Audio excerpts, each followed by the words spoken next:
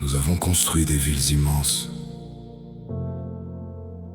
des machines intelligentes, des réseaux qui couvrent la terre entière. Nous savons produire, contrôler, prévoir, optimiser. Mais au fond de nous, quelque chose meurt en silence. Le monde moderne devient immense et l'âme humaine devient minuscule. Nous avons voulu bâtir un monde sans Dieu, sans mystère, sans transcendance, sans ciel au-dessus de nous. Un monde où l'homme décide seul du vrai, du faux, du bien, du mal, de la vie, et même de ce qu'est un être humain. Alors les cathédrales deviennent des musées, les écrans remplacent le silence, les marchés remplacent les temples, et les hommes cherchent encore le sacré dans la technologie, le pouvoir, le sexe, l'argent ou les idéologies. Nous avons remplacé l'âme par le confort, la sagesse, par la vitesse, la contemplation, par le divertissement permanent. Et plus le bruit augmente, plus le vide grandit. Quelque chose se fissure sous les lumières du siècle. Quelque chose s'effondre derrière les promesses de progrès. Le feu revient dans la nuit comme une révélation. Quand les empires tombent, quand les masques disparaissent, le feu revient dans la nuit pour brûler nos illusions et réveiller les âmes avant l'aube. Le plus grand effondrement n'est peut-être pas économique, ni politique, ni militaire. Le plus grand effondrement est celui de la conscience. Le vacarme du siècle étouffe doucement la voix intérieure, et les consciences fatiguées finissent par rappeler leur propre servitude.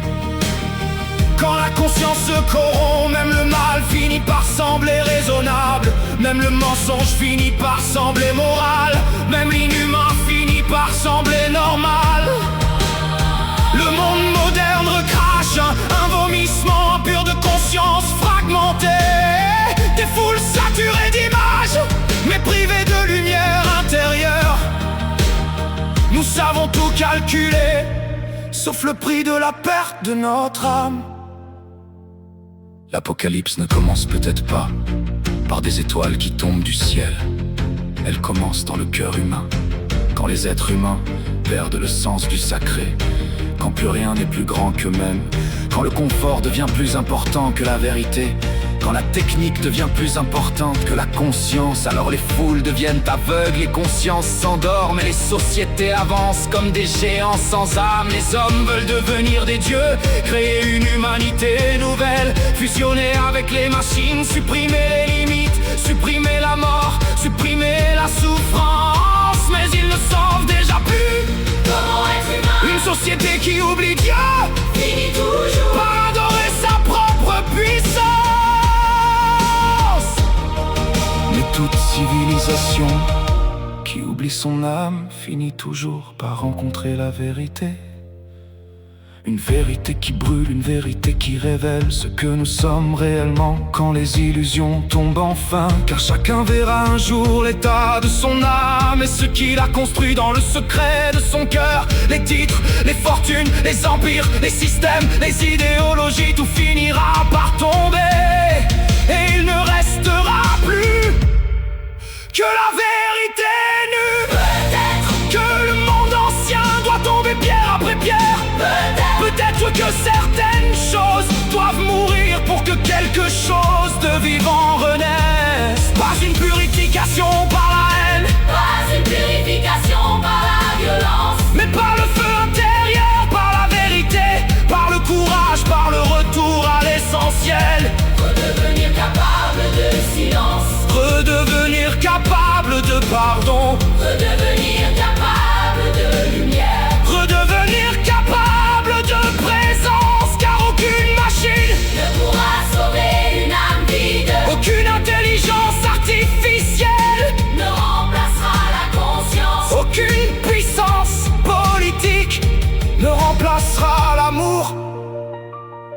aucun système humain ne remplacera Dieu.